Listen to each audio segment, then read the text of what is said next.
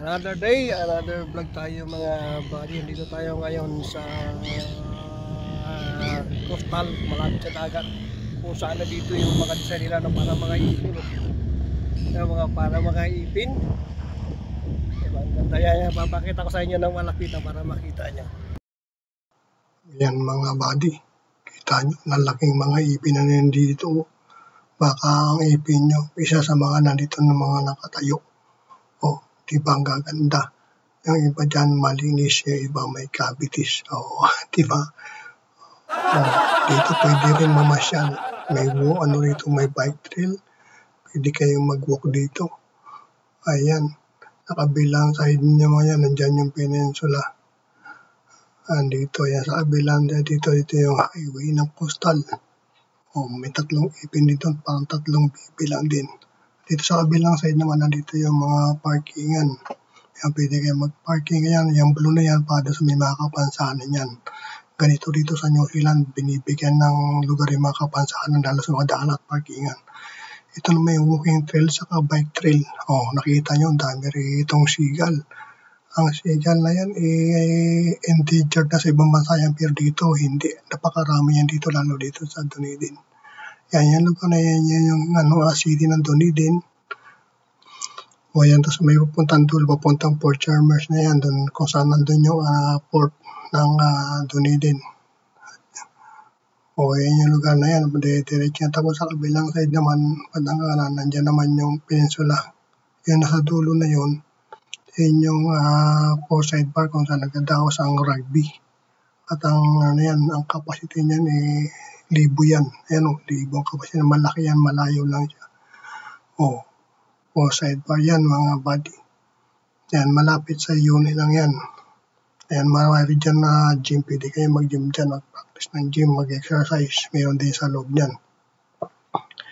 Ayan, sa mga ibang side niyan, dyan di kami namimingwit. Oh.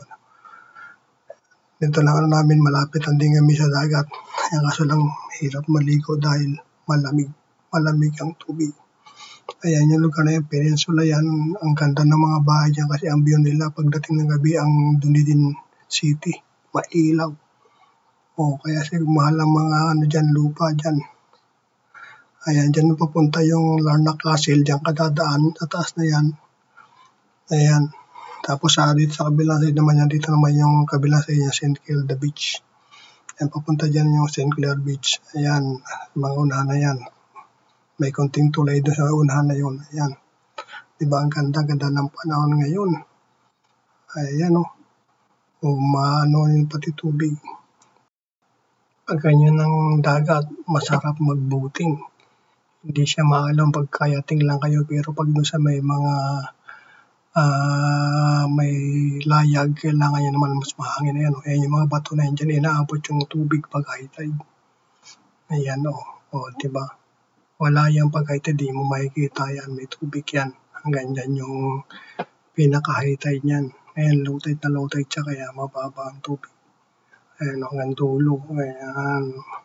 Yan, yung tambak lang yan. Talagang ginawang para daanan at mga rito ng mga tao. Di ba ang ganda rito, dito sa bansa ng New Zealand. Oh, kaya kayo sa iba dyan, maglinis din kayo. Ayan, wala pa tayong sakay-sakay buhok. Ayan, kaya ganyan. Kaya Makati, wala rin tayong sombrero. Pasikat pa lang yung araw. Makikita yung araw dyan, sisikat siya araw, di ba? Yan o. Ayan, malapit lumabas yung araw.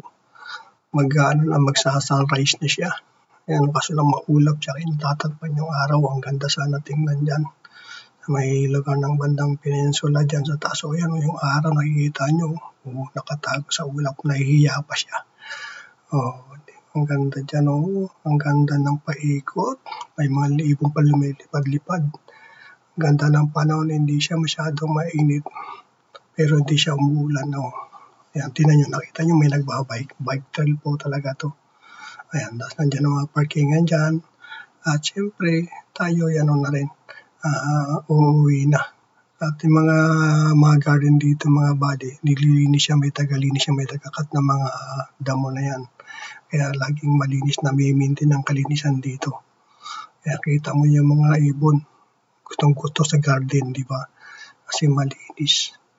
Ayan. Sige mga buddy, at ako uuwi na. Puntahan ko na ang aking sasakyan para tayo makauwi na. Maraming salamat sa inyong mga suporta. Siyempre, advance Merry Christmas sa inyong lahat dyan. Mabuhay kayong lahat hanggang sa mga gusto nyong buhay. Maraming salamat. God bless sa inyong lahat dyan. Bye-bye. Love you all.